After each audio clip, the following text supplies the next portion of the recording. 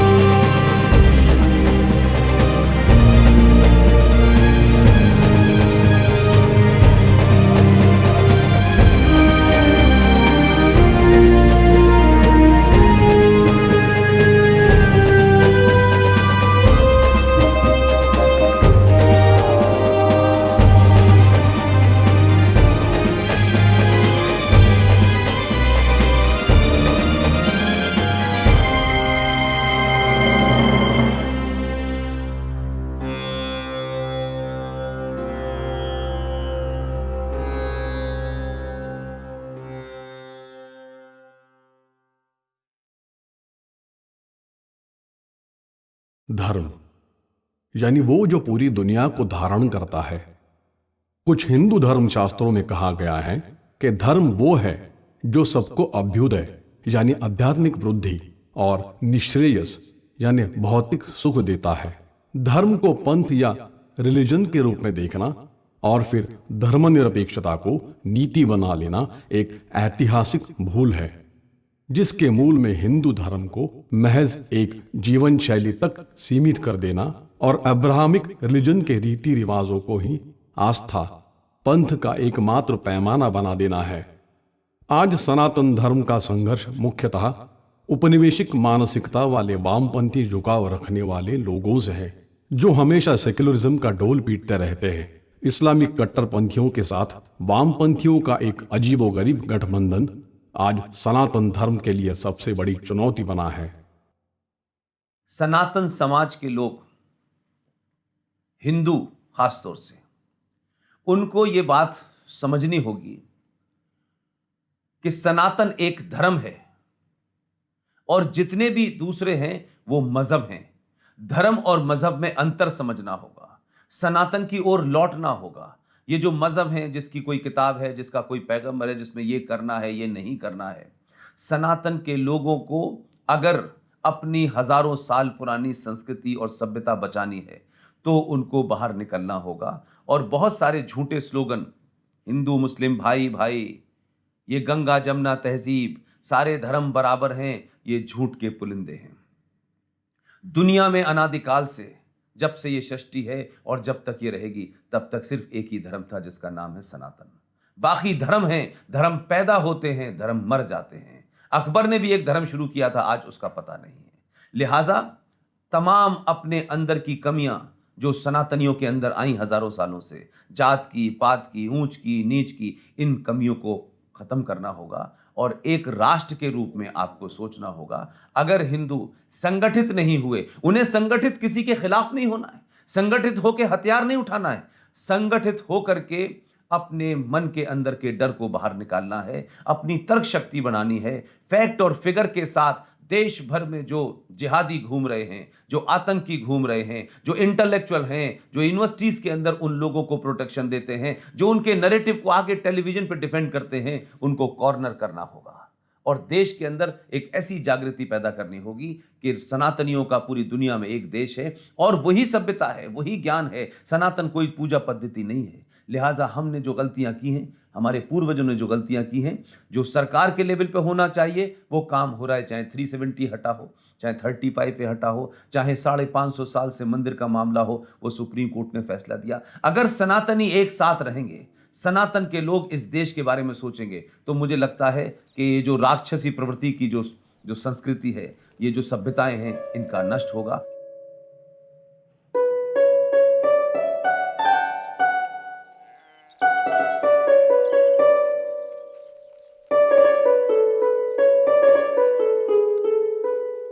आठ अप्रैल 1950 को नेहरू लियाकत समझौता दोनों देशों के अल्पसंख्यकों पर हो रहे अत्याचार को रोकने के लिए हुआ था। इस समझौते में जबरन धर्म परिवर्तन को मान्यता न देने की बात कही गई थी। भारत के राजनैतिक नेतृत्व ने शायद ही कभी इस मुद्दे को वैश्विक मंच पर उठाया है।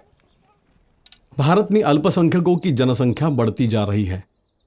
जहां 2050 तक भारत दुनिया की सबसे बड़ी मुस्लिम आबादी वाला देश बन जाएगा, वही पाकिस्तान में अल्पसंख्यक खत्म होने की कगार पर पहुंच गए हैं। पर भारत में अगर कोई इस मुद्दे को उठाता भी है तो उसे फासिस्ट, सांप्रदायिक करार दे दिया जाता है। हमारे तथाकथित बुद्धिजीवियों को भी मानवाधिकार की चिंता होती है, पर रोहिंग्या शरणार्थी के लिए, जिन पर खुद हिंदुओं के नरसंहार के आरोप हैं, आए दिनों उन्हें आधार कार्ड के साथ पकड़ा जा रहा है। आश्चर्य तो तब हुआ जब रोहिंग्यों को जम्मू में बसाया गया। पर हाल ही में एक एनजीओ एकजुट जम्मू ने प्रमाण के साथ बताया है कि कैसे जम्मू में हिंदू सिखों के खिलाफ लैंड जिहाद किया जा रहा है। हिंदुओं को अल्पसंख्यक बनाने के लिए सुनियोजित तरीके से सरकारी जमीन पर मुस्लिमों को बसाया जा रहा है। तो मानवाधिकारों की बात करने वालों की असल मंशा को समझने की जरूरत है।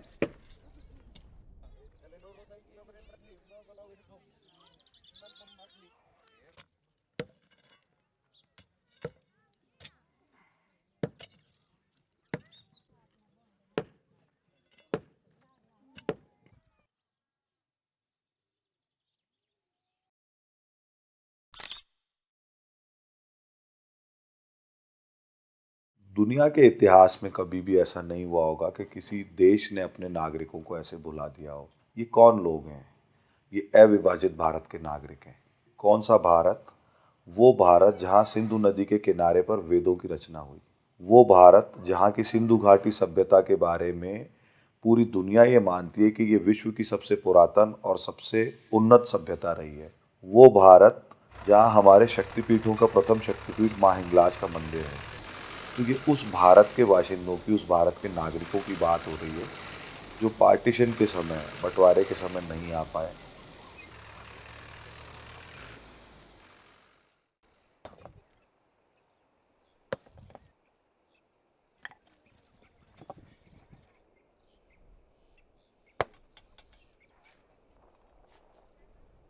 हिंदू समाज की उदासीनता के पीछे सिर्फ उनका भाषाई, जातीय आधार पर विभाजित होना नहीं है, एक और महत्वपूर्ण कारण भी प्रतीत होता है, और वो है अपने इतिहास का सही ज्ञान न होना।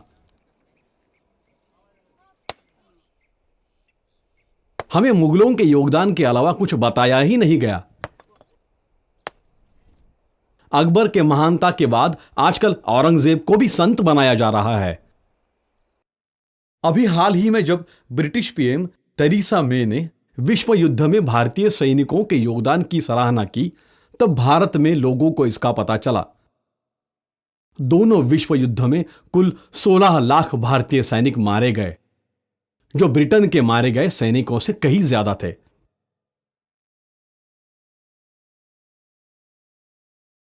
मगर यह हमारे इतिहास का हिस्सा नहीं है।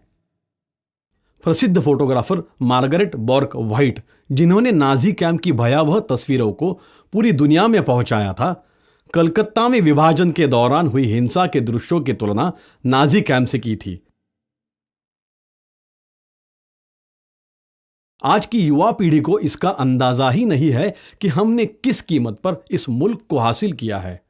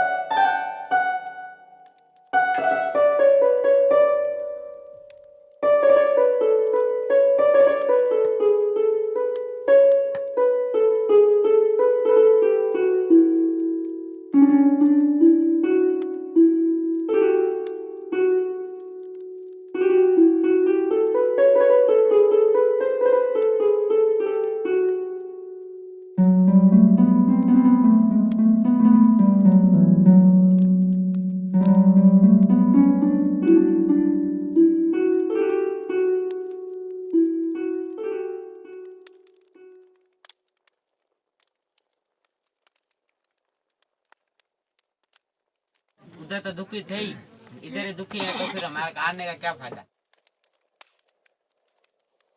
तकलीफ तो चले थे वो लोग क्योंकि हिंदू हो इसलिए।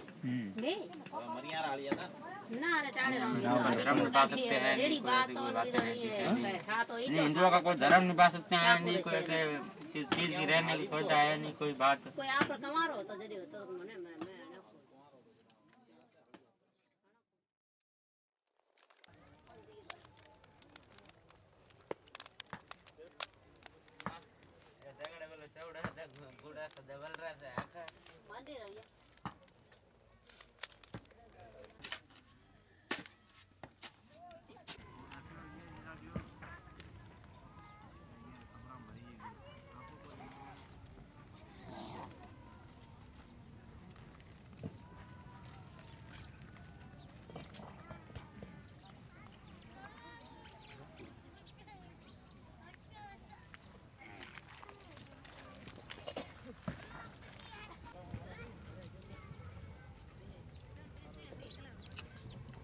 उन्नीस सौ सैंतालीस में जब भारत के दो टुकड़े हुए और मजहब के नाम पे एक देश बना, उसके बाद इस बात की चिंता की गई कि पाकिस्तान में रहने वाले जो हिंदू होंगे, सिख होंगे, बौद्ध होंगे, जैन होंगे और भारत में रहने वाले मुसलमान, इनके ह्यूमन राइट्स का क्या होगा। ये सोच करके समझौता हुआ जवाहरलाल नेहरू और लियाकत अली खान पाकिस्तान के प्राइम मिनिस्टर में कि दोनों देश अपनी जिम्मेदारी पूरी करेंगे। लेकिन ताज्जुब की बात यह है कि मात्र 70 साल के सफर में 23.5% माइनॉरिटी पाकिस्तान में थी और हमारे यहाँ मुश्किल से 3 या 4% थी। हमारे यहाँ माइनॉरिटी की ग्रोथ होने के बाद आज हम 25% पहुंच गए हैं और वहां पे 23 से गिरते गिरते 1.5 हो गए हैं।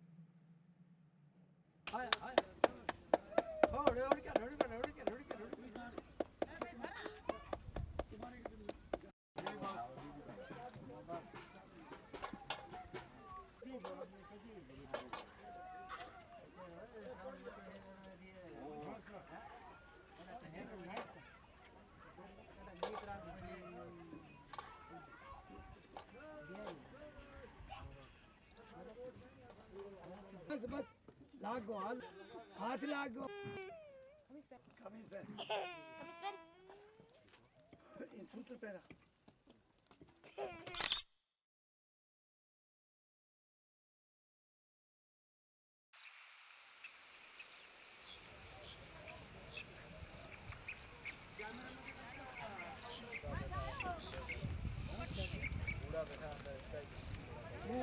उम्र लंबी हो जाती है। आए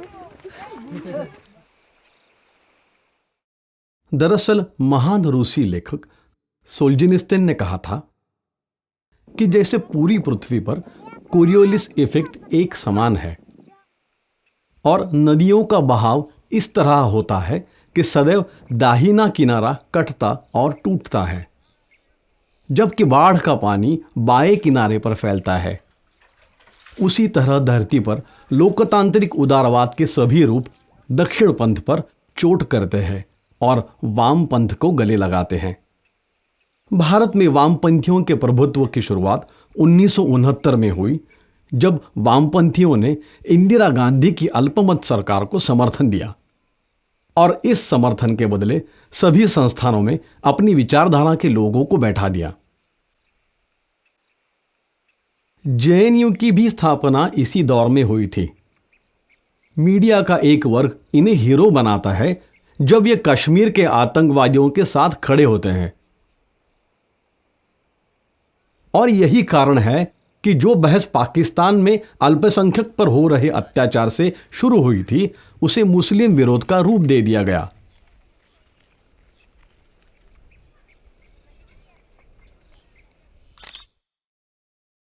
ये तस्वीरें बहुत कुछ बयां करती हैं। मानो इस मुल्क को उसके किए वादों को याद दिला रही हैं जो 70 साल पहले उनसे किए गए थे। अपना सब कुछ छोड़कर जब ये अपने देश भारत आते हैं तो इन्हें ऐसी जिंदगी नसीब होती है।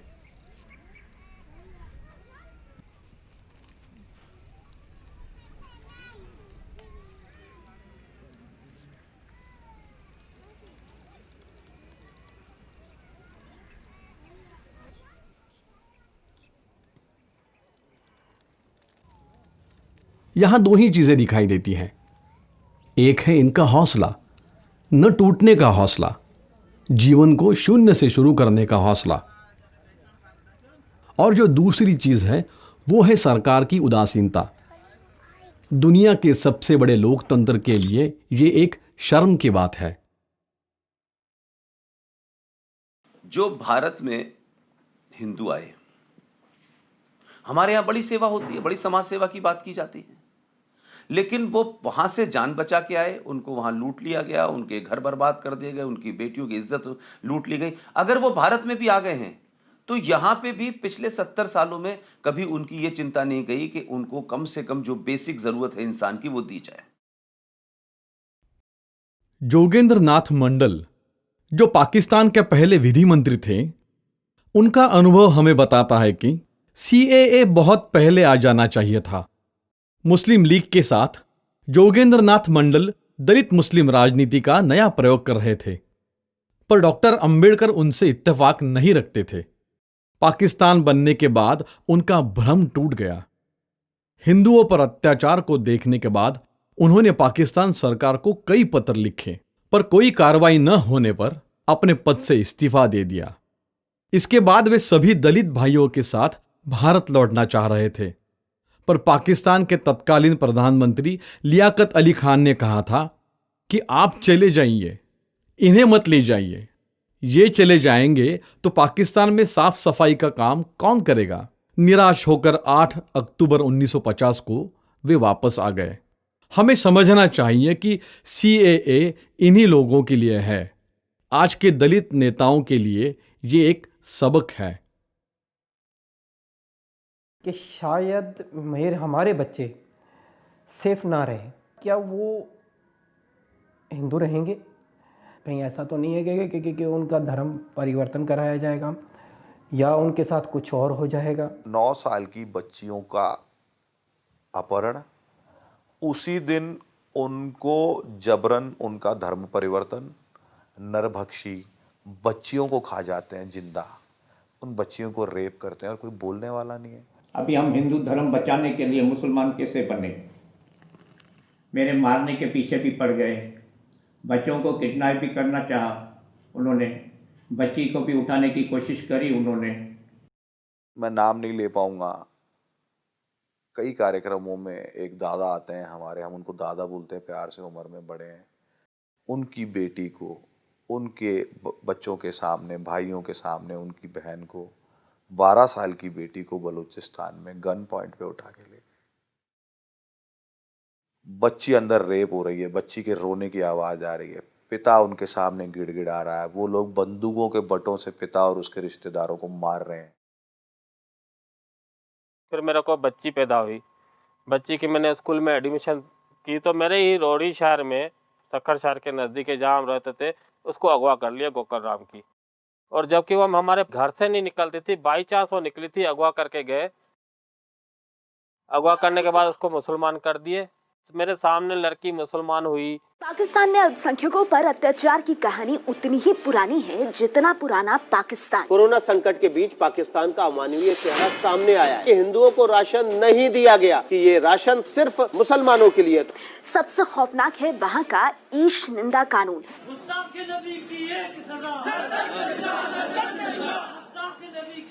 पाकिस्तान के सिंध प्रांत का घोटकी जिला, स्कूल के हेडमास्टर के खिलाफ ईशनिंदा की झूठी रिपोर्ट दर्ज करवाई गई। लेकिन सिंध के लोग, जो आपसे जुल्म हो रहा है, आपको मैं आपके बच्चों के लिए मैं ये अपील करता हूँ कि आपको खड़ा होना चाहिए इन जालिमों के खिलाफ। मिट्ठू मियां पाकिस्तान का वो पापी पीर है जो हिंदू लड़कियों का धर्म बदलवा रहा है। हिंदू लड़की महक को जबरदस्ती इस्लाम कबूल कराने का उसके इशारे पर मंदिर तोड़े जा रहे हैं, हमले हो रहे हैं और दुकानों में आग लगाई जा रही है। वो मिट्ठू मियां जिनकी मुट्ठी में कैद है पाकिस्तान के प्रधानमंत्री इमरान खान। अल्लाह ने जिहाद मुसलमानों के लिए क्यों की? अल्लाह ने हमारी बेहतरी के लिए कहा ना कि जिहाद करो। मिट्ठू मियां पाकिस्तानी सेना का भी काफी करीबी है और जो लड़की इसका विरोध करती है उसे जबरन देह व्यापार में उतार दिया जाता है। हिंदू बिरादरी का ये सवाल भी है कि सिर्फ नौजवान लड़कियों को ही क्यों मजहब तब्दील करने पर आमादा किया जाता है। मैं ये कहता हूँ कि सिर्फ रिंकल कुमारी नहीं है, 4 हिंदू इसी हफ्ते में मरे हैं, 8 को अगवा किया गया है, 4 लड़कियां गुम हैं। ऐसे वाकयात सिंध में नए नहीं। मीरपुर मथेलो की रिंकल कुमारी समेत कई लड़कियों के अगवा की कहानियां सामने आ चुकी हैं। यही वजह है कि पाकिस्तान में हिंदुओं की संख्या लगातार कम होती गई। रिंकल कुमारी का केस एक मॉडल केस है। वहाँ की पूरी व्यवस्था किस तरीके से काम करती है ये समझने वाली बात है। रिंकल कुमारी को कोर्ट में पेश किया गया सुप्रीम कोर्ट के कहने पर, उनके आदेश पर, और पेश करने के बाद में रिंकल कुमारी ने भरेआम कोर्ट के बीच में, सबके बीच में ये कहा कि ये लोग मुझे जबरन उठा के ले गए हैं, इन लोगों ने मेरे पे ज्यादतियों की सारी जो है सीमाएं लांघ दी हैं और मैं बहुत दुखी हूँ और मुझे या तो मेरे माता पिता के साथ भेज दिया जाए या फिर मेरे 2 टुकड़े करके मुझे यहीं कोर्ट में आप दफना दीजिए जज साहब, लेकिन मुझे इनके साथ नहीं जाना है। पाकिस्तान के मुख्य न्यायाधीश ये कहते हैं कि लंच के बाद फैसला सुनाया जाएगा और लंच के बाद पाकिस्तान जैसे एक बड़े देश का मुख्य न्यायाधीश ये फैसला देता है कि रिंकल कुमारी ने जुडिशियल स्टाम्प पे लिख के ये दिया है कि मैंने अपनी मर्जी से इस्लाम कबूल किया और मैं अपनी मर्जी से अपने पति के साथ रहना चाहती हूँ जिसका मेरे से निकाह हुआ है और मेरे माता पिता से कोई संबंध नहीं रखना चाहती। इसलिए उसकी कोर्ट में खुद की निजी रूप से की गई स्वीकारोक्ति का कोई महत्व नहीं है, क्योंकि वो स्टाम्प पेपर पे, नॉन जुडिशियल स्टाम्प पेपर पे अपना कबूलनामा दे चुकी है और उस निरीह बच्ची को उन्हीं राक्षसों के हवाले सुप्रीम कोर्ट पाकिस्तान कर देती है। दुनिया भर के अंदर माइनॉरिटी की बहुत बात होती है, भारत में भी होती है, लिबरल भी करते हैं, फ्रीडम ऑफ एक्सप्रेशन की बात भी करते हैं, बहुत सारे संगठन हैं, अलग अलग संगठन हैं, लेकिन पाकिस्तान के अंदर जो इस्लामिक जिहाद और इस्लामिक आतंकवाद और इस्लाम की सोच की सबसे ज़्यादा ब्रूटलिटी का शिकार हुई है वो हिंदू कम्युनिटी हुई है। उन हिंदुओं को ना अपनी पूजा पद्धति की परमिशन है, उन हिंदुओं को ना अपने रीति रिवाज से शादी करने की परमिशन है, उन हिंदुओं के साथ में पाकिस्तान का न्याय जो है, पाकिस्तान की जो कानून है, पाकिस्तान का जो संविधान है, उसके तहत उनकी शादी जायज़ ही नहीं है। लिहाजा पाकिस्तान में जहाँ जहाँ माइनॉरिटीज़ रहती हैं वहाँ पर जिस तरीके से उन पे अत्याचार होता है, उनके घर जलाए जाते हैं, उनकी प्रॉपर्टी लूटी जाती है, उनके बलात्कार होते हैं। और आपने देखा होगा कि क्रिश्चियंस के साथ में क्या किया है। लाहौर के पास एक शहर है योहानाबाद, वहाँ पे किस तरीके से क्रिश्चियंस की प्रॉपर्टी लूटी जाती है, किस तरीके से वहाँ एक हुदूद कानून बना हुआ है जिसमें मोहम्मद जिस कार्ड पे या मोहम्मद जहाँ लिखा होगा अगर उसके ऊपर भी ज़मीन पे गिर जाए तो उसके ऊपर भी आपके ऊपर बगैर ज़मानत के आपको गिरफ्तार किया जाए। मेरे को वहाँ किडनैप कर लिया गया, अगवा कर लिया गया। अगवा करने के बाद मेरे से पैसों की डिमांड की गई। किडनैप हुआ तो वहाँ पे मेरे को ऐसी जगह पे रखे जो जंगल होता है, जंगल जहाँ सिर्फ जानवर रहते हैं, चौधारी, कई दरिया के किनारे, वहाँ कच्चे का इलाका कहलाता है। वहाँ पे ना खाना ना पीना ना कोई गाड़ी की आवाज़। 4 महीने एक ही समझो छोटा सा कुआं टाइप का बना हुआ था, खड्डे के अंदर है, ऊपर से इन्होंने ढक दिया था, जैसे जानवर को किसी को रखते हैं ना ऐसे रख के हमें बिठा दिया था। 4 महीने 3 लोग थे हम लोग, एक को तो गोली मार दी थी उन्होंने, 3 लोग। मतलब सुबह उठने के बाद से लेके टॉर्चर करना, अरे हिंदू हो, ऐसे हो वैसे हो, मारना पीटना। अरे मैं उनको बोलता था भैया मेरी क्या गलती है, मैं तो तुम्हारे पास किडनैप हूँ, पैसे नहीं आ रहे तो वहाँ से नहीं आ रहे। इतना मतलब तंग करते थे। मैंने उनको बोला भैया मेरे को गोली मार दो। तो गोली मारने के बाद मैंने उसको पूछा कि भाई क्यों गोली मार दी वहाँ पर, तो वो फ़ोन ही काट देते थे। वहाँ पर डर तो रहता है, डर क्यों नहीं रहेगा। यानी वहाँ जिंदा रहना है तो इसका टैक्स देना पड़ता है चरमपंथी लोगों को, जिसे जजिया कहा जाता है इस्लामिक रूल में।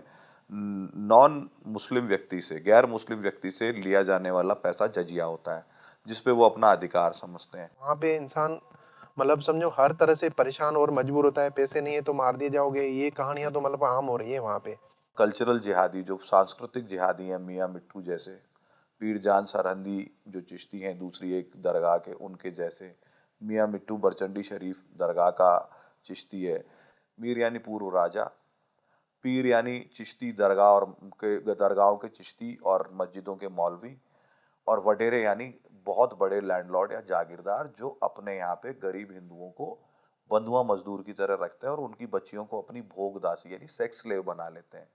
ये एक नेक्सस वहाँ पे माइनॉरिटीज़ के खिलाफ, अकलियतों के खिलाफ काम करता है। इसलिए मैं मानता हूं कि ह्यूमन राइट, ये तमाम सारी चीजें सेलेक्टिव हैं। अभी कोई हिंदू गुजर जाता है या मर जाता है तो उनको मुसलमान लोग जो है शमशान घाट में जलाने भी नहीं देते हैं, और हम जब जलाने जाते हैं तो हमारे पीछे वो पत्थर मारते हैं और निकलो यहाँ से, हमारे को भाई बदबू आती है, आप मत जलाओ यहाँ से। हम मजबूरन अभी उनको जो है धरती में दबाते हैं। अभी कलावा आप पहन नहीं सकते, तिलक आप लगा नहीं सकते, बहन बेटियां मांग नहीं भर सकती, बिंदी नहीं लगा सकती। आप कितनी सैकड़ों बहन बच्चियों से मैं आपको मिलवाता हूं जो ये कहेंगी हमने ताले के अलावा कुछ नहीं देखा, हमारे पति हमको ताले में बंद करके जाते थे और पूरे दिन हम घर के अंदर सांस रोक के चुपचाप अपना काम करते थे, बाहर किसी को पता न चल जाए घर में औरतें।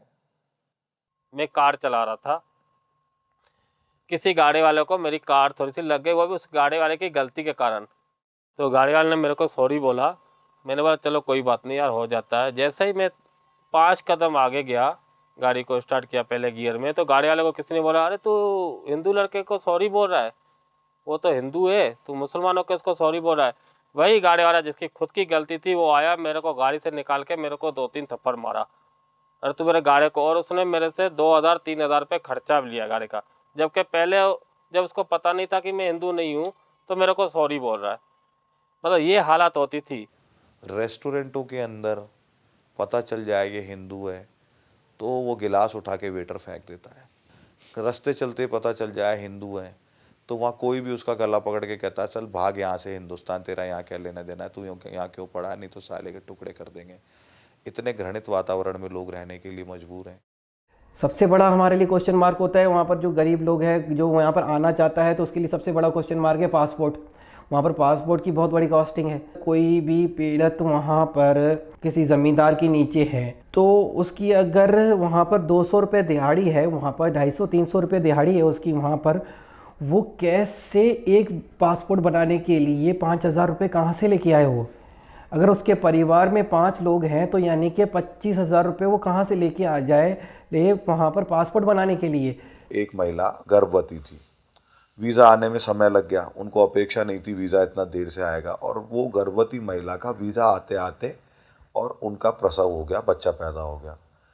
जिस दिन उनको पाकिस्तान छोड़ना था और वीज़ा की शर्तें तय थी, वीज़ा के अनुसार उनका भारत आना बेहद आवश्यक था, जिस दिन उनको पाकिस्तान छोड़ना था उस दिन से 5 दिन पहले या 4 दिन पहले वो बच्चा हुआ। आज वो बच्चा 4 साल का हो गया, उस बच्चे का वीज़ा नहीं लग रहा, वो बच्चा भारत नहीं आ पा रहा। भारत के दूतावास से पाकिस्तान के किसी व्यक्ति को भारत का वीज़ा लेना कितना कठोर और कठिन काम है, ये आपको अंदाज़ा नहीं है। सिंध से मैं ये मान के चलूँ इस्लामाबाद कम से कम 1500 किलोमीटर से भी ज़्यादा है, तो वहाँ पर वो 1500 किलोमीटर बेचारा ट्रैवल करके जाए वहाँ पर इंडियन एम्बेसी में वीज़ा अप्लाई करने के लिए, या वो कोरियर से भी अप्लाई करता है तो उसके पास इतने पैसे नहीं है। और उसके बाद डॉक्यूमेंटेशन वीज़ा से यानी कि यहाँ से उसको गारंटर चाहिए पहले, तो गारंटर के बाद गारंटर को भी क्लास ए ऑफिसर वेरीफाई कर रहा होता है। सबसे बड़ा क्वेश्चन मार्क ये है कि क्लास ए ऑफिसर कहाँ से लेके आए? गारंटर तो मिल जाए, गवर्नमेंट का क्लास ए ऑफिसर, उसको आईडी भी उसकी लगानी होती है, उसका एफिडेविट भी लगता है, ये सब कुछ वो बेचारा कहाँ से लेके आए जो यहाँ पर आए? वो हर इंसान एक दर्द की कहानी है, हर इंसान एक दर्द की दास्तां है।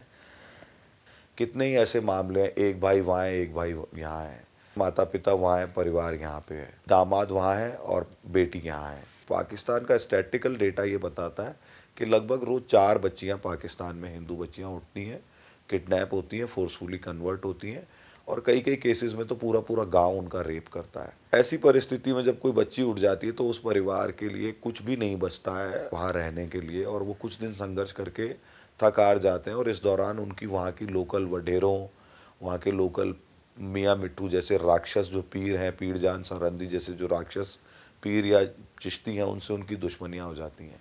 वो जितना थानों के चक्कर ज़्यादा लगाते हैं, जितना मेन स्ट्रीम या इंटरनेट के माध्यम से सोशल मीडिया पे अपनी बात को कहने का और अपने दुख को व्यक्त करने का प्रयास करते हैं, उतना ही उनकी जान को रिस्क बढ़ जाती है। और फिर एक दिन ऐसा आता है कि उनको पता होता है कि अगर आज नहीं निकले तो कल सुबह मार दिए जाएंगे, और वो अपने परिवार के साथ 1.5-2 महीने इस्लामाबाद के आसपास कोई कृष्ण मंदिर लाहौर में और इधर उधर जाके गुरुद्वारों में शरण लेते हैं और भारत से अपने डॉक्यूमेंट आने का और वीज़ा मिलने का इंतजार करते हैं। यहाँ पे दोजख है और कुछ नहीं है हम हिंदुओं के लिए। वहाँ की गवर्नमेंट कुछ भी नहीं कर रही थी। जिस देश में माइनॉरिटीज़ के खिलाफ कोई कानून ही ना हो, कोई सुप्रीम कोर्ट ना देखने वाला हो, कोई कोर्ट ना देखने वाला हो, गवर्नमेंट फैसिलिटेट क्या करे, तो आप सोचिए वहाँ पर माइनॉरिटीज़ कैसे रह रहे होंगे। पाकिस्तान में कोई अल्पसंख्यक आयोग नहीं, पाकिस्तान में कोई अल्पसंख्यक मंत्रालय नहीं, पाकिस्तान में अल्पसंख्यकों के मंदिरों को और गुरुद्वारों को तोड़ने के ऊपर कोई बैन नहीं, वहाँ पे कोई व्यवस्था नहीं, वहाँ पे कोई कानून नहीं, धर्मांतरण को लेके कोई चर्चा नहीं, जबरन कन्वर्जन को लेके कोई चर्चा नहीं। तो हमारे परिवार के साथ, हमारी बेटियों के साथ, हमारी बहनों के साथ ऐसा हो रहा है, हमारे साथ ऐसा हो रहा है। इतनी हालत हो गई थी, इतनी टेंशन हो गई थी, ले दे के मैंने बोला मेरे को तो हिंदुस्तान जाना है। एक पिता को ये पता है कि उसकी बच्ची को सेक्स स्लेव बना दिया गया है। एक पिता को ये पता है कि उसकी बच्ची जिंदा है भी कि नहीं है। एक पिता को ये पता है कि उसकी बच्ची ने उस दिन के बाद जितने भी दिन जिए होंगे वो नर्क से भी बदतर यातना के साथ जिए होंगे, और वो पिता अपने बाकी के परिवार को बचाने के लिए संघर्ष कर रहा है।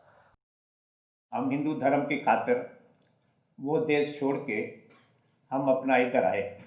कहाँ शिफ्ट होना है कि हम लोग हिंदू हैं तो हमने अपना हिंदुस्तान चुना, भारत चुना, इंडिया। पाकिस्तान का हिंदू भारत में शरण नहीं लेगा तो कहाँ लेगा? वो भारत में नहीं आएगा तो कहाँ जाएगा? उसके लिए धरती पर अब कौन सी जगह बाकी रह गई है जो वहाँ चला जाए? और जब वो माइनॉरिटीज किसी तरीके से लीगल तरीके से भारत में आती भी हैं, तो भारत की सरकारों की पिछले 70 सालों से जो उदासीनता है, क्योंकि भारत के लोगों को हर चीज एक वोट बैंक में नजर आती है, तो इस देश में मुसलमानों को लेकर के एक वोट बैंक की तरह इस्तेमाल किया गया और उनके रिलीजियस फीलिंग को, उनके पॉलिटिकल इस्लाम का इस्तेमाल करके हमारे देश में मुसलमानों को एक इस तरीके से अपीज किया गया कि संवैधानिक तौर पे ऐसी चीजें दी गई जो उनको नहीं दी जानी चाहिए थी। इस देश की न्याय व्यवस्था ने जब भी कोई फैसला दिया, मुसलमानों ने दबाव बना करके उस फैसले को पलटवा दिया। लेकिन भारत के अंदर 8 राज्यों में माइनॉरिटी में है हिंदू, उसके बावजूद भी जो पाकिस्तान से आ रहे हैं उनके बारे में ये देश कभी सोचता ही नहीं था। उनके कभी ह्यूमन राइट्स की बात ही नहीं होती थी, उनके जीवन का जो जीने का तरीका है उस पर कभी बात नहीं होती थी। आज कई सालों के बाद में जब उस पर चर्चा हो रही है तो वही माइनॉरिटीज जो माइनॉरिटी होने के नाम पे तमाम अधिकार मांगती हैं, वही माइनॉरिटीज आज उस माइक्रोस्कोपिक माइनॉरिटी जो भारत में पाकिस्तान से हिंदू आए उसके खिलाफ खड़ी हो गई है। तो ये अपने आप में ट्रेजिडी है कि आप माइनॉरिटी होते हैं तो आपका एक नजरिया होता है, जब कोई दूसरी माइनॉरिटी होती है उसका फेथ दूसरा होता है, उसकी पूजा पद्धति दूसरी होती है, तो अब आपका दूसरा नजरिया होता है। 3 साल तक मैं यहाँ पर बेरोजगार था, 3 साल तक, क्योंकि मेरी डिग्रीज वहाँ की थी। तो मैं बच्चों को कैसे पढ़ाता अगर मेरी इनकम नहीं थी, क्योंकि हम लोग बच्चों के लिए यहाँ पर आते हैं। ना आधार बनवा सकते हैं, ना हम पैन कार्ड बनवा सकते हैं, ना हम बैंक अकाउंट खोल सकते हैं, ना हम अपने छोटे से कस्बे के बाहर जा सकते हैं, और ना ही हम व्यापार कर सकते हैं, ना ही नौकरी कर सकते हैं। कि मेरे को ये नेशनलिटी मिली है 6 महीने हुए हैं, जबकि मेरे परिवार को अभी भी नहीं मिली है। और कभी कभी हम लोग मकान किराए पे रह रहे हैं, कभी कभी किराए पे लेने के लिए जाते हैं ना, किसी मकान मालिक को पता चलता है कि हम पाकिस्तानी हैं, तो पहली बात तो वो हमें मकान देता नहीं है। कोई पाकिस्तानी को मकान नहीं दे रहा है, चेंज करो। 1-1 महीने के बाद, 2-2 महीने के बाद हम चेंज करते थे वो मकान। कम से कम अब तक हमने 80-85 मकान चेंज कर चुके हैं। और फिर नागरिकता का वार आया, नंबर आया तो हमें नागरिकता मिली, लेकिन बच्चों को अभी तक नागरिकता नहीं मिली। कि चौथी पीढ़ी आ गई है, उनके माता पिता का जन्म 1947 से पहले नहीं हुआ है। वो बेचारे 12 साल की नागरिकता लेने के लिए उनका जीवन बर्बाद हो जा रहा है। बड़े निर्धन लोग हैं, और 80% से भी ज़्यादा इसमें दलित हिंदू और दलित सिख हैं, और इसमें उसी 80% की संख्या में आदिवासी यानी एसटी के, शेड्यूल्ड ट्राइब के बहुत बड़ी संख्या में हिंदू शामिल हैं। 30 साल के से लोग हैं ना जो हमारे रिश्तेदारी में आज भी बैठे हुए हैं, जिनको 30 साल हो गए, उनको नागरिकता नहीं मिली है। और अगर आज पाकिस्तान का हिंदू कोई अधिकार मांग रहा है तो वो किसी के बाप की जागीर नहीं मांग रहा। वो क्या मांग रहा है?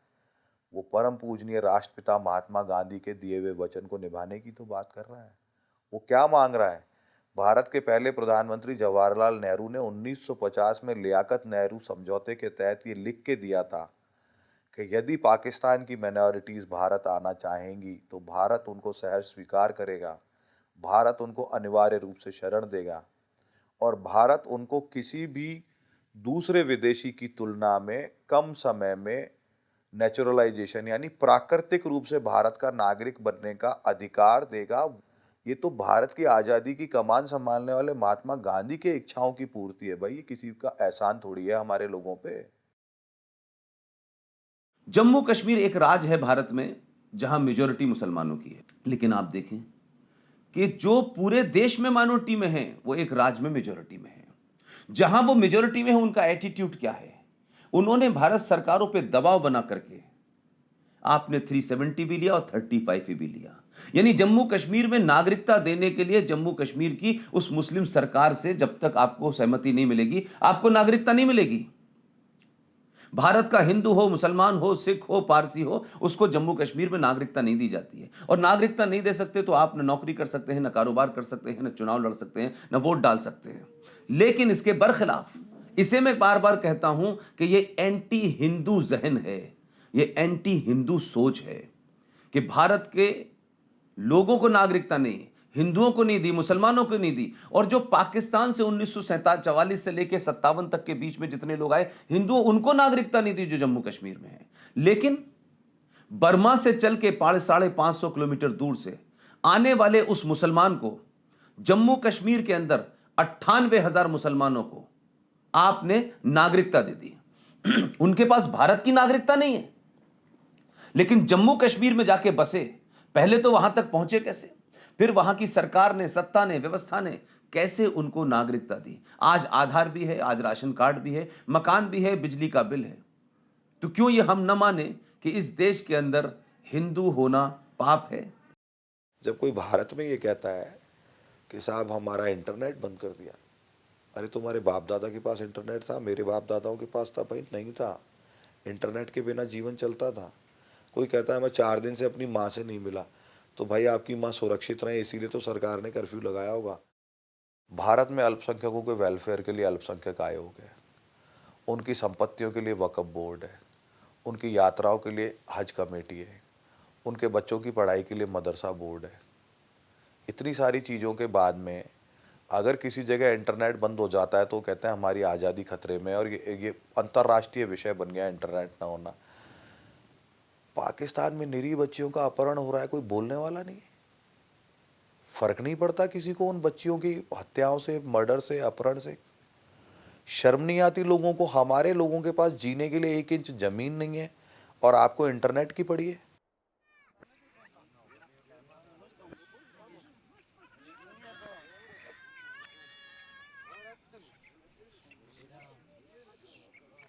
सीएए के विरोध के नाम पर शाहीन बाग का एक नया मॉडल देश को मिला है। देश की संसद द्वारा बनाए गए कानून को अब नहीं माना जाएगा। अराजकता फैलाना उनके लिए अभिव्यक्ति की स्वतंत्रता है। सुप्रीम कोर्ट के आदेशों को भी नहीं माना जाएगा। यह सब जायज है क्योंकि तथाकथित बुद्धिजीवियों को यह सही लगता है। नव उदारवाद के इस दौर में विदेशी पूंजी के साथ साथ विदेशी विचारों ने हमारे संस्थानों को, नीतियों को प्रभावित करना शुरू कर दिया। एक नई तरह की सिविल सोसाइटी जिन्होंने इस देश की बौद्धिक बहस को अपने नियंत्रण में ले लिया है। नई तरह के राजनीतिक प्रयोग भी किए जा रहे हैं। इनका विरोध इस बात को लेकर है कि पाकिस्तान के मुस्लिमों को इसमें शामिल क्यों नहीं किया गया। इनके लिए राष्ट्रीय हित कोई मायने नहीं रखता है। हां, बहुसंख्यक समाज को उनके धार्मिक रीति रिवाज के नाम पर अपमानित करते रहना इनके कुछ प्रमुख कार्यों में एक है।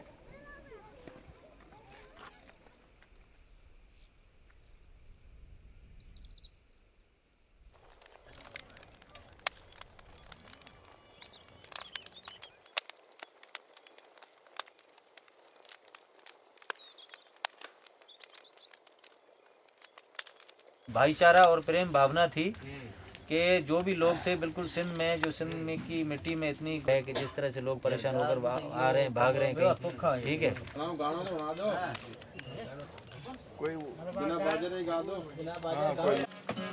नमस्ते, राम राम, जी राम, जी राम, बोलो भी ऐसा जो हाल जी राम।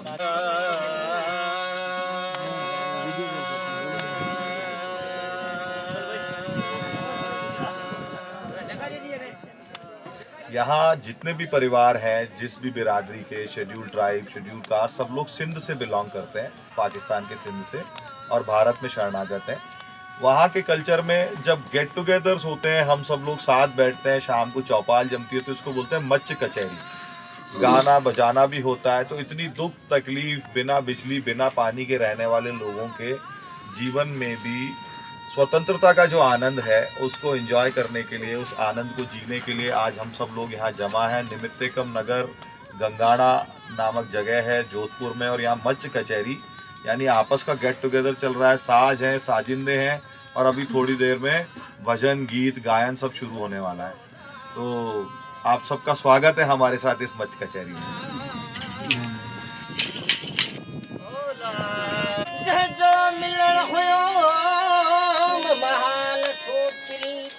पाकिस्तान से हम हिंदुस्तान में हैं, ये हमारा देश है। हम अपने धर्म की खातिर आए हैं इधर। हिंदू धर्म हमारा है, उसकी खातिर आए हैं। और उधर हमें एक सुकून नहीं था, जैसे रूहानी सुकून था। इधर आए हैं तो हमें कोई डर नहीं है। अपने देश में आए हैं और अपने बच्चों के भविष्य सुधारने के लिए आए हैं इधर। जागीरदारी निज़ाम था उधर, सिस्टम था ज़मींदारों का, ज़मींदारी सिस्टम। हमारे पूर्वज थे तो उन्होंने सारी ज़िंदगी कमा के उधर उनके ग़ुलामी की, उनकी मुसलमानों की, मगर कुछ भी हासिल नहीं हुआ है। फिर हमने जो है देखा कि हमारे बच्चों का जो भविष्य है वो हमारा आगे सही हो, इस वजह से हम इधर आए हैं।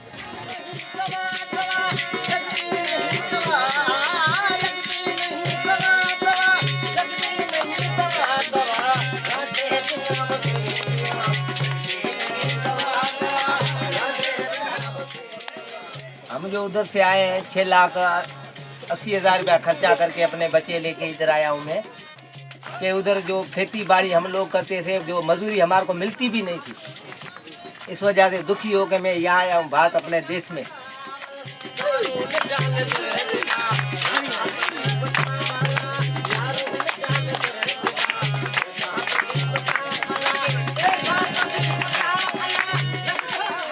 क्यों जो हिंदू धर्म वहाँ से जो रहते तो वो उधर से उसको परिवर्तन करना पड़ता है, मेन बात। क्योंकि हम तो इधर छोटे छोटे बच्चे लेकर आए हैं ना, वो हम अपने बच्चे अपने हिंदू धर्म के लिए यहाँ पे आए हैं।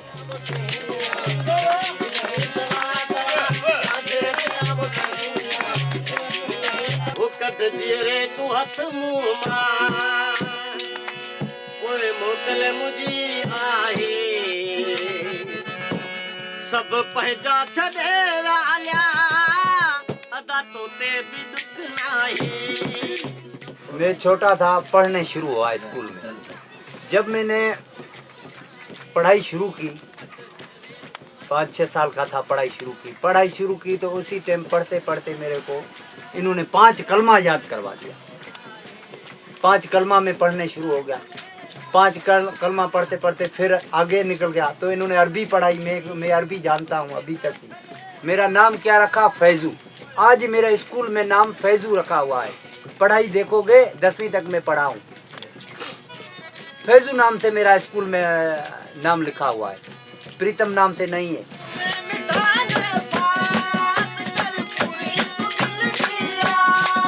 इन्होंने कोशिश की मेरे को मुसलमान करने की, मगर क्या मैं नहीं हो सका मुसलमान।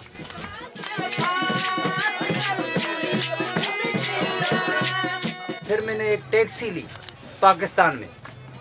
टैक्सी रात को बेच के मैं घर आया तो रात को जो आए सो पूरा घर फाड़ के हर चीज लेके गया, कुछ नहीं छोड़ा।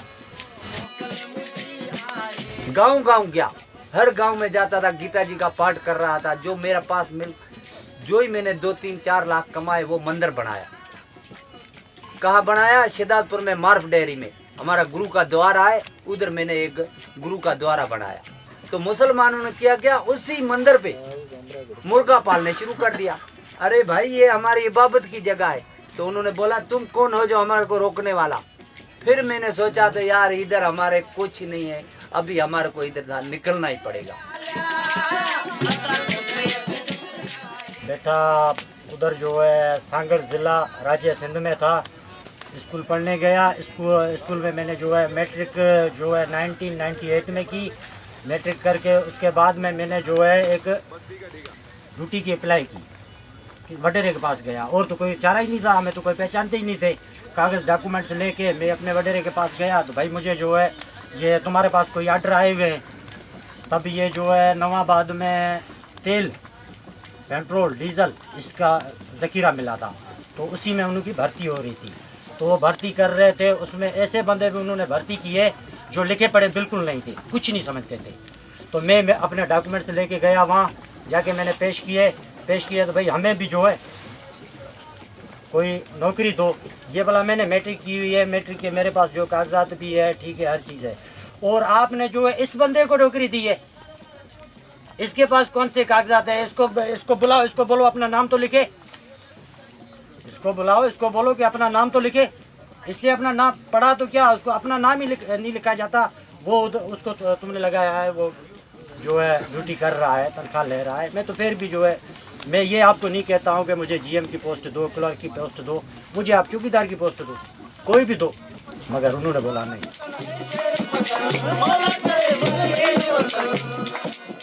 मैं जिस समस्या से आया हूँ वो मुझे पता है और मुझे मेरे परिवार वालों को पता है किस हालात से हम लोग गुजरे हुए हैं।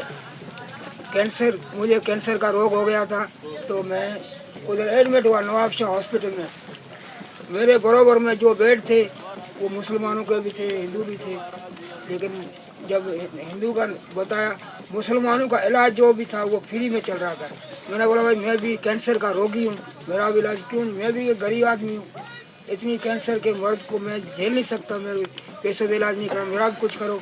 बोला आप हिंदू हो, आपके लिए कोई सुविधा नहीं है, हमारे लॉ में, पाकिस्तान के लॉ में ये नहीं है कि वो यानी कि हिंदू के लिए कोई भी बजट, कोई भी सुविधा नहीं है।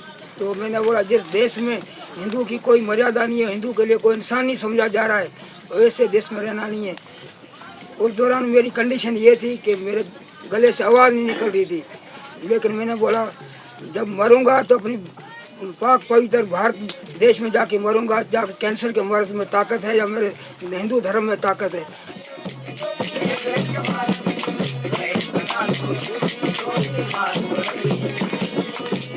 तो असां हुते जाम तकलीफ़ ॾिठी थी। कमाए मुसलमाननि खे ॾियणो थियो, बचतूं थींदियूं त ॾींदा कोन, ज़ोरी ज़बरदस्ती कंदा असांखां, हिंदुनि खां ज़ुल्म हो। वाक़ई जेके हिंदू आहिनि सभु ज़ुल्म खां ई आया आहियूं हिते हिंदुस्तान में।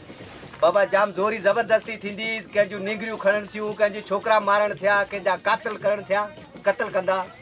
जेके हिकिड़ो ॻाल्हाईंदो त हुनखे मारे किथे उछलाए छॾंदा जेल में। हींअर मेघवार छोकिरो दुकानदार उनखे मारे, उते विच में मारे हले उछले हलिया विया ऐं पैसा हुनजा खणी विया। त अहिड़े नमूने खां जाम उन्हनि जा उते माना ज़ुल्म थिया आहिनि, जाम। केतिरा ॿुधायूं आगे, तव्हां दुनिया में ॾिठा ई हूंदा, अख़बारनि में, टीवीअनि में, रोज़ ज़बरदस्ती थिए थी पाकिस्तान में।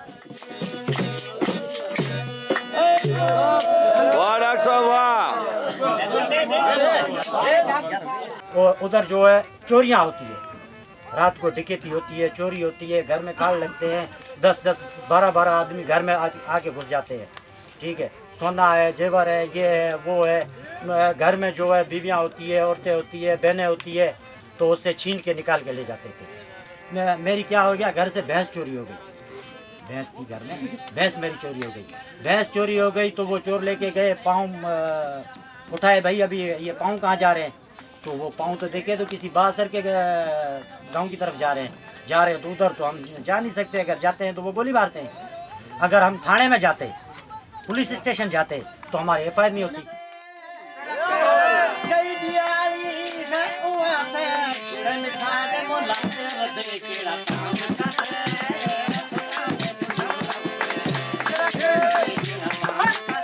तो पुलिस तो उन्हों की सुनती है, गरीबों की थोड़ी सुनती है। उसके बाद में भी वहाँ जो है हिंदुओं की तो कोई सुनी भी नहीं जाती है। अभी भी ये सिस्टम इधर है तो आगे चल के क्या होना है। हमारे साथ ये हो रही है तो हमारे जो बच्चे बैठे हैं उनके साथ क्या होगा। फिर ये हालात थे, इसी हालात से इस नज़रिए से देखते हुए तो हमने बोला कि भाई हमने ये फैसला किया गया कि इधर रहना नहीं है, अभी इधर रहना नहीं है, अभी तो जाना है तो अपने देश में जाना। तेरी मेरी एक जिंदगी उन्होंने तो गाना ढाइना पाकिस्तान में गाइना है वो चाहता कि भाई इधर ही आए तो उधर भी वही माशाखोरी चालू है। किसकी? मुसलमानों की। ये ऐसे थोड़ी हो सकता है। हम तो देखते अपने वतन में आए हैं, फिर इधर भी वही मुसलमानों को राज। अभी मेरे भाई आए हैं छोटे छोटे, जिसके के छोटे छोटे बच्चे उधर रहे, एक 1.5 महीने का है, एक 2 महीने का है, एक मेरा बहनोई का बच्चा है, एक मेरा भाई का छोटा बच्चा उधर छोड़ के आए जी भी देखो उसको इतनी तकलीफ है जब भी वो इधर आए हैं। कोई माँ अपने बेटे को नहीं जुदा कर सकती है। वो जब भी माँ तकलीफ में होती है, जब भी अपने बच्चे को भी छोड़ के इंडिया में आई हुई है, फिर भी वो इंडिया वाले क्या करते हैं, या यही माशाखोरी इधर मुसलमान करते हैं। उसको रहने नहीं देता है, क्या है क्या नहीं है, कोई उसकी सहायता नहीं करता है। ऐसे थोड़ी। मैं तो सरकार से यही बोलता हूँ, आप अपने बच्चे से कितना दूर रह सकते हैं, उतना ही। जितना आपको बच्चा अपना प्यारा है उतना ही बच्चा औरों को भी उतना ही प्यारा है। हम अपने हिंदू धर्म के लिए इधर आए हैं, तो हम तो उधर भी दुखी होते, इधर भी आकर दुखी हो गए।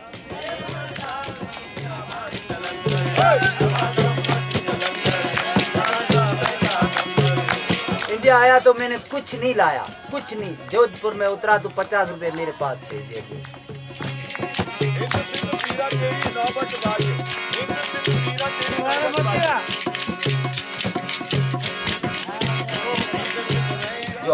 जो उधर से ख्वाह से लेके आए हैं, अपना धर्म बचा के इधर पहुंचे हैं, तो उसके लिए कुछ न कुछ हमारा करें। जो हमारे बच्चियां पढ़े, उधर तो हम नहीं पढ़ा सके। मैं पढ़ा तो मेरा नाम फिर तुम उधर उन्होंने फैजू लिखा और फैजू लिखा। और जो ही पाकिस्तान में पढ़ते हैं हिंदू, उनको कलमा पढ़ाया जाता है।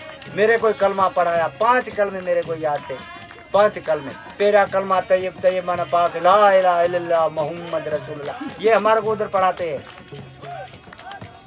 तो बताओ तो हम करें क्या। और इधर आए हैं तो इधर हमारे बच्चों को पढ़ने के गवर्नमेंट ने कोई सहायता करती है।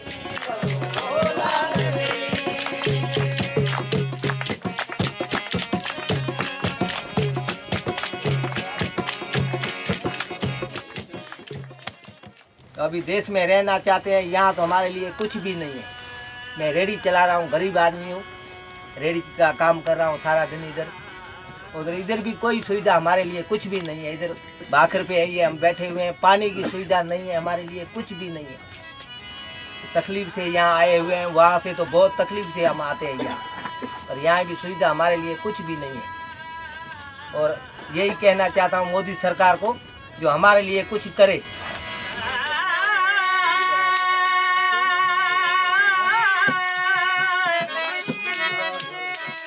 जो भी हम पाकिस्तान पर आए हुए हैं, इनके लिए कम से कम सेहत, हेल्थ और एजुकेशन के हवाले से हमारी हेल्प की जाए। हम आपसे कुछ भी नहीं मांग रहे।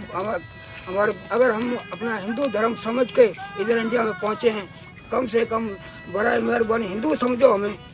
हम वो मुसलमानों का देश छोड़ के इधर आए हैं, हिंदुस्तान हमारा अपना देश समझ के, तो हमें भी इधर तो वही तकलीफें झेलनी पड़ी हैं।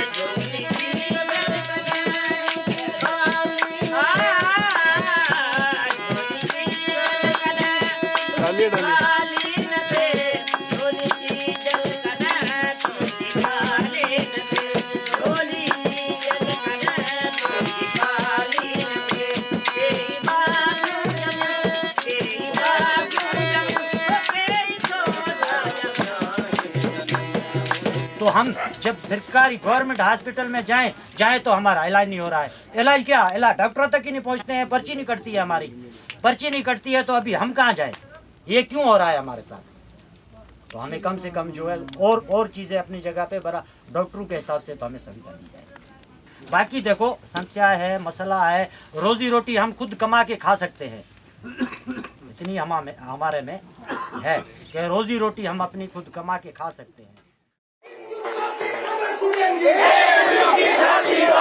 जो सीएबी कानून अभी लाए हैं वे भारत की आत्मा को तार तार कर देगा। नागरिकता कानून को लेकर आज पूरे देश में कई जगहों पर प्रदर्शन हो रहा है। हमारी जिम्मेदारी बनती है कि हम अपने घरों से बाहर निकले।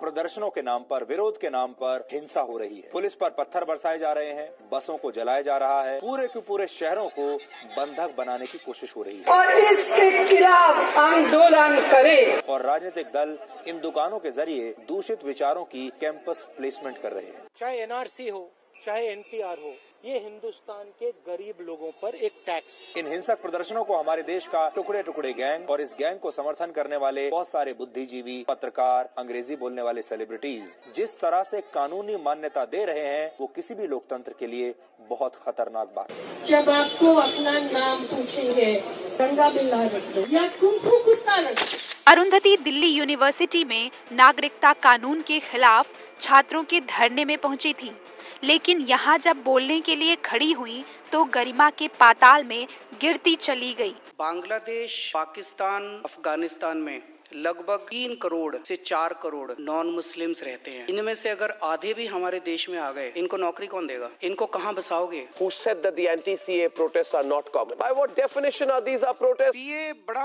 अजीब कानून है। ये कानून खतरनाक कानून है। तो हम हिंदुस्तान और नॉर्थ ईस्ट को परमानेंटली कट कर सकते हैं। असम को काटना हमारी जिम्मेदारी है। And where are they who said that this was democratic disagreement and taught us about the freedom of expression? Those double-faced hypocrites.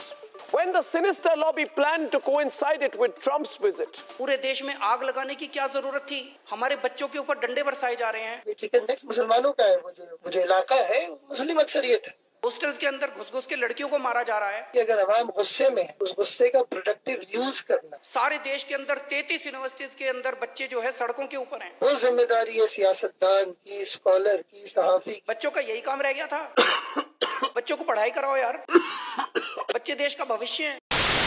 I ask you, sir, a simple question, Mr. Shah. Who goaded the youth to target the protesters? Where protesters torched 4 public buses, 2 police vehicles as they clashed with the police in New Friends Colony near the Jamia campus. ऐसा हो ही नहीं सकता कि बसें students ने जलाई। 3 बसों को उन्होंने तोड़फोड़ किए। 3 बसों में पुलिस की बाइक को आग के हवाले कर दिया। अब ऐसे में पुलिस क्या करे? पुलिस को जाहिर बात है लॉ एंड ऑर्डर मेंटेन करना है। ठीक है, भड़काऊ भाषण देना मेरी मुकद्दर में अल्लाह ने लिख दिया है। Over the last 1 week, they have been working systematically towards provoking a situation where there is a riot and they've been putting others in front. No NRC, no cap. Getting you the breaking news in just about a bit, but 3 days of continuous violence. Remember, viewers. इस पार या उस पार का फैसला लेना पड़ता है, तो हमें कठोर संघर्ष करना होगा। Violent scenes unfolded on the streets of the national capital as protests over the amended Citizenship Act turned violent. As slogans of Azadi were raised, Congress, Left and Bhima Sena joined the anti-government, anti-cop stir. कठोर संघर्ष करने के लिए तैयार है कि नहीं? दिल्ली में देखिए, हिंसा में एक आईबी ऑफिसर की हत्या हो गई है। संघर्ष करने को हम तैयार है कि नहीं? The person identified as Ankit Sharma was training in the Intelligence Bureau. हम कोई भी कुर्बानी देने के तैयार है, कोई भी कुर्बानी देने के लिए तैयार है। Protesters, including women, gathered in large numbers and occupied a portion of the road. हम हर तरह की संघर्ष करने के लिए तैयार है। आप हिंसा फैलाएंगे सड़कों पे, लोगों को उकसा करके। एक बड़ी साजिश थी ये दंगे की। तो Where are the supporters of Shaheen Bagh tonight when Delhi is burning? Where are those who back the anti-national slogans on the Aligarh Muslim University campus? And where are those who call these mobsters peaceful protesters? Where are the pseudos? Where is the Latvians lobby? Student है भाई, अगर कोई protest कर रहा है तो protest कर रहा है। Where is Anurag Kashyap tonight? Amit Shah ji का भी जो इंटरव्यू था, मैं जी तो नहीं बोलूंगा उनको। Where is Farhan Akhtar tonight? देखिए उन डिटेल्स में तो ऐसा लग रहा है कि हो सकता है कुछ। Farhan Akhtar is a political illiterate, which is why he says that the NRC bill is going to lead to stateless Muslims in India. Farhan, where is Swara Bhaskar tonight? But this citizenship amendment bill could potentially disenfranchise Muslims and Muslims alone. Now that acid is being thrown on CRPF jawans, when the truth is that guns and petrol bombs are the language they are using.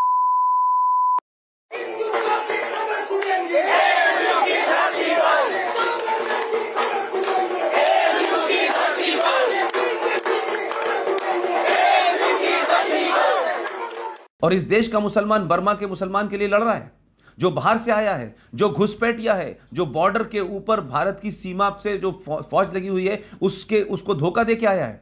उसके लिए तो बॉम्बे के अंदर आज़ाद मैदान में आग लगाई जाती है कि उन्हें नागरिकता दो, उन्हें बसाओ। लेकिन अगर भारत में पाकिस्तान से, बांग्लादेश से जो एट्रोसिटीज़ हिंदू के साथ हो रही हैं, वो यहाँ लीगल डॉक्यूमेंट के साथ आया है, घुसपैठ करके नहीं आया।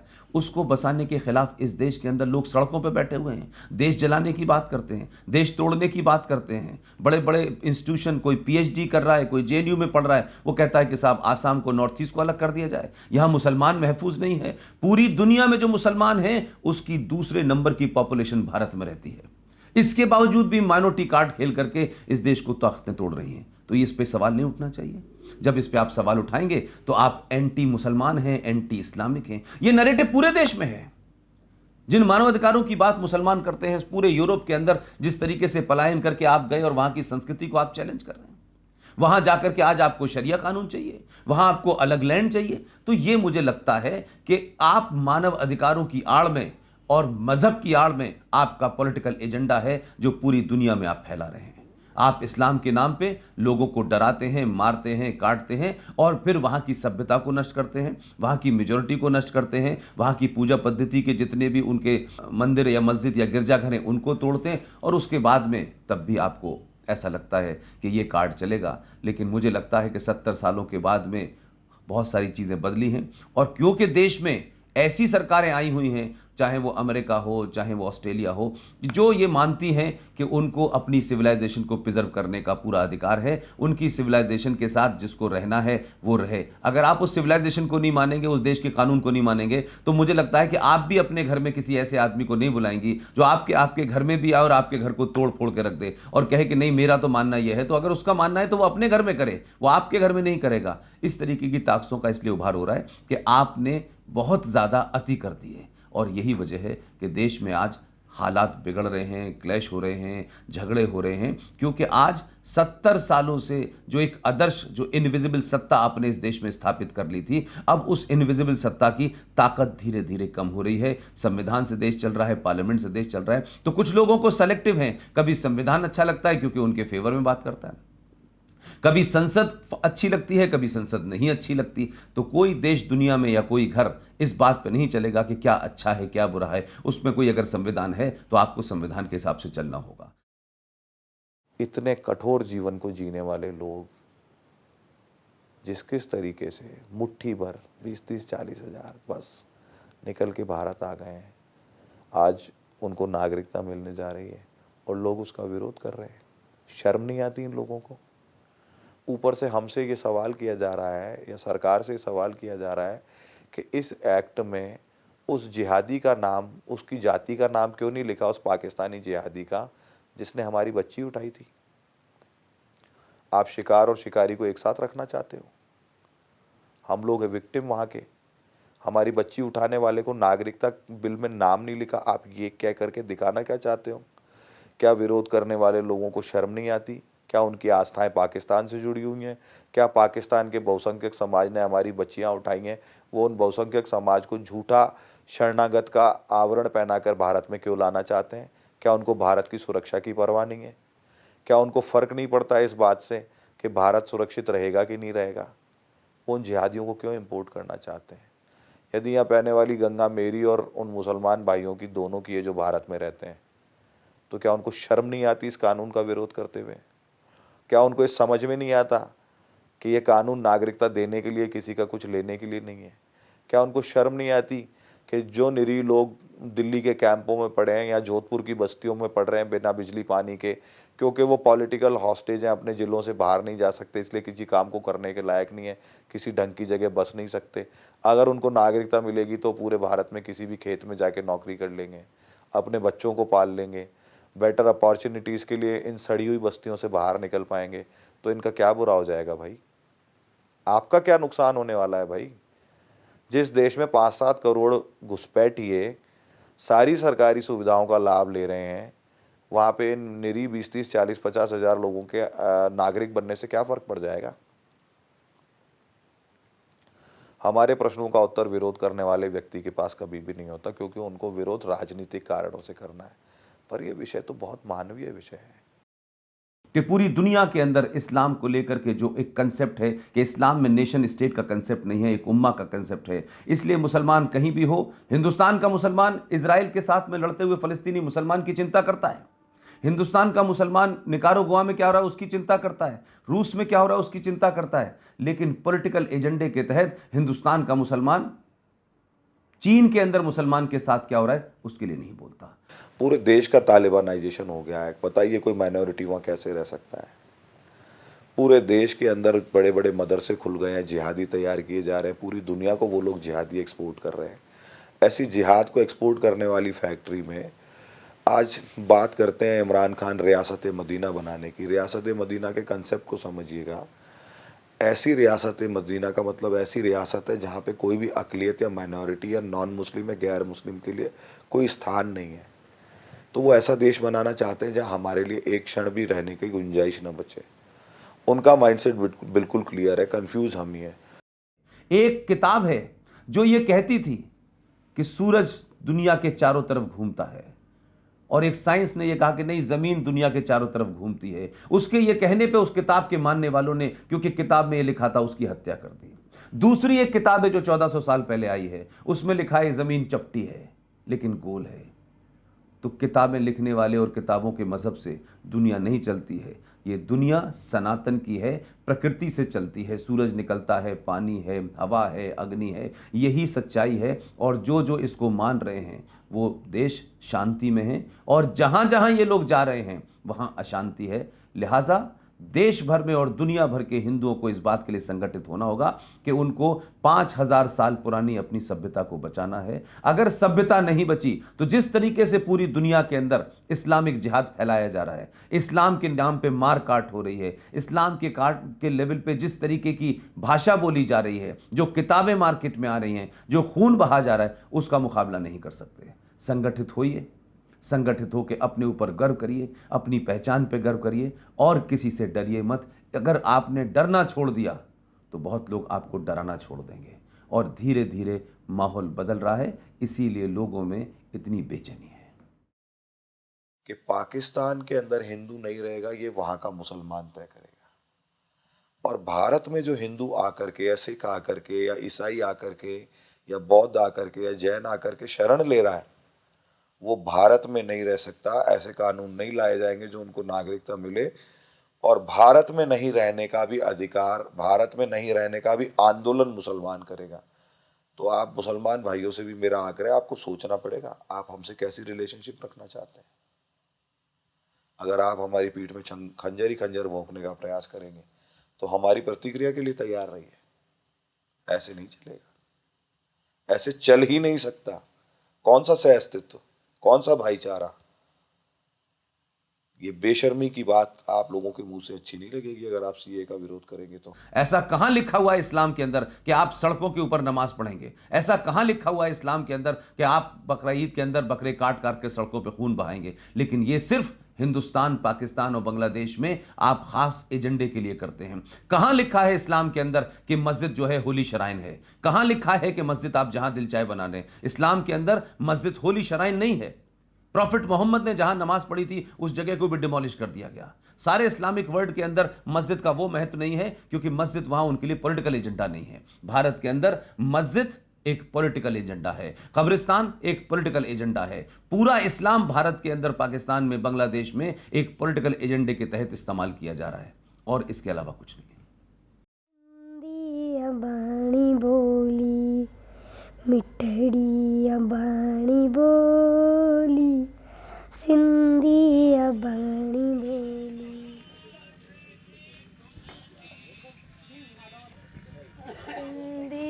भाणी बोली मिठड़ी बाणी बोली, सिंधी बाणी बोली मिठड़ी बाणी बोली तंहिंखे मां कीअं विसारियां जिंद जान ते वारियां जंहिंमें मिली मूंखे पींगे में माहुलोली सिंधी बाणी बोली मिठड़ी बाणी बोली सिंधी बाणी बोली।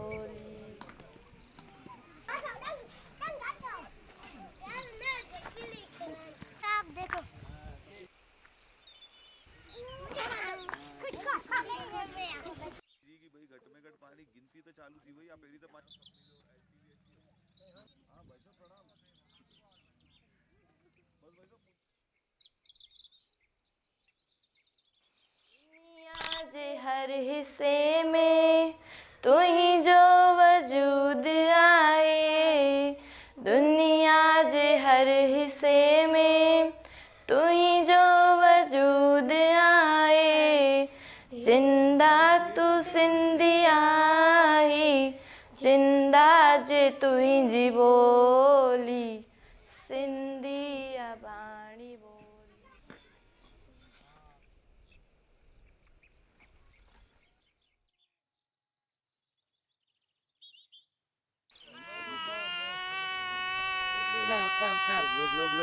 लोग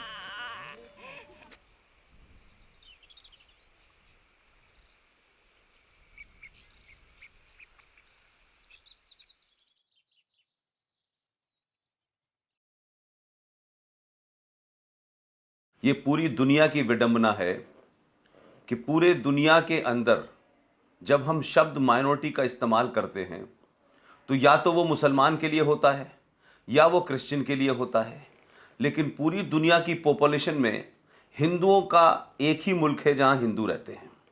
वो अपने मुल्क में भी माइनॉरिटी से डरते हैं और दुनिया में जहां जहां वो माइनॉरिटी में हैं उनके लिए दुनिया भर के जितने भी मानवाधिकार आयोग हैं, संगठन हैं, उनका कभी हिंदुओं के प्रति वो सेंसिटिविटी नहीं होती। उनकी माइनॉरिटीज़ में मुसलमान आता है, क्रिश्चियन आता है, लेकिन हिंदू नहीं आता। ये अजीब बात है कि दुनिया भर में जो हिंदू रह रहे हैं उनके ह्यूमन राइट्स की इस देश में कभी चर्चा नहीं हुई, सिखों के ह्यूमन राइट्स की कभी चर्चा नहीं हुई, बौद्ध के नहीं हुई, जैन के नहीं हुई, लेकिन जिन लोगों के 57 मुल्क हैं, जिन लोगों के 100 से ऊपर मुल्क हैं, उनकी चिंता पूरी दुनिया करती है। ये पाखंड भारत के अंदर भी है। भारत की मेजॉरिटी में हिंदू है, लेकिन इसके बावजूद भी जहां जहां हिंदू माइनॉरिटी में है, चाहे वो जम्मू कश्मीर हो, चाहे वो नॉर्थ ईस्ट हो, चाहे पंजाब हो, उनके ह्यूमन राइट्स की बात भारत के अंदर भी नहीं उठती। मैं समझता हूं कि ये दुनिया का डबल स्टैंडर्ड है। आज देश भर में और दुनिया भर में जो छोटी छोटी माइनॉरिटीज हैं उसकी चिंता होनी चाहिए, और भारत के अंदर खासतौर से जो एक हिंदू बहुसंख्यक समाज है उसकी सहिष्णुता, उसकी इंटॉलरेंस और उसके बारे में कभी चर्चा नहीं हुई। मैं समझता हूं कि आज दुनिया के अंदर और ख़ासतौर से भारत में, पाकिस्तान में, इस्लामिक देशों में दुनिया भर की छोटी छोटी माइनॉरिटीज़ के साथ जो अत्याचार हो रहा है उस पर भी दुनिया को ध्यान केंद्रित करना चाहिए।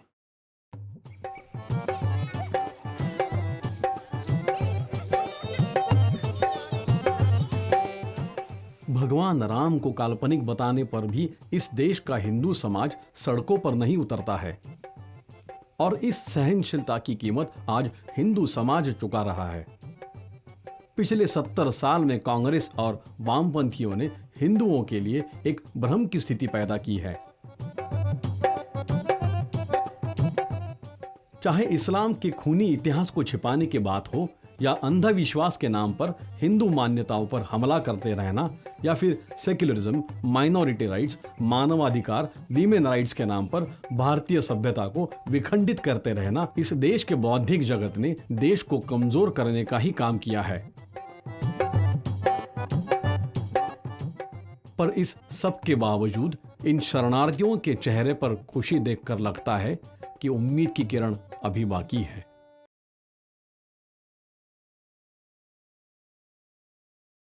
विपक्ष के लोग भ्रांति फैला रहे, लोगों को उकसा रहे, दंगे करा रहे हैं, सीए के माध्यम से किसी की नागरिकता नहीं जाने वाली। विशेषकर माइनॉरिटी और मुसलमान भाइयों बहनों को मैं आश्वस्त करना चाहता हूं, एक की भी नागरिकता नहीं जानी है। जो प्रताड़ित हुए हैं उनको नागरिकता देने का सवाल है। वो हमारे भाई है, हमारे बहन है, उनको नागरिकता मिलनी चाहिए। मोदी जी ने सीए को लाकर वो लाखों करोड़ों लोगों के मानव अधिकार का रक्षण करने का काम किया है। महात्मा गांधी, सरदार पटेल, मौलाना आजाद और जवाहरलाल नेहरू ने जो वचन दिया था, वो वचन को पूर्ति करने का काम देश के प्रधानमंत्री नरेंद्र मोदी ने किया है।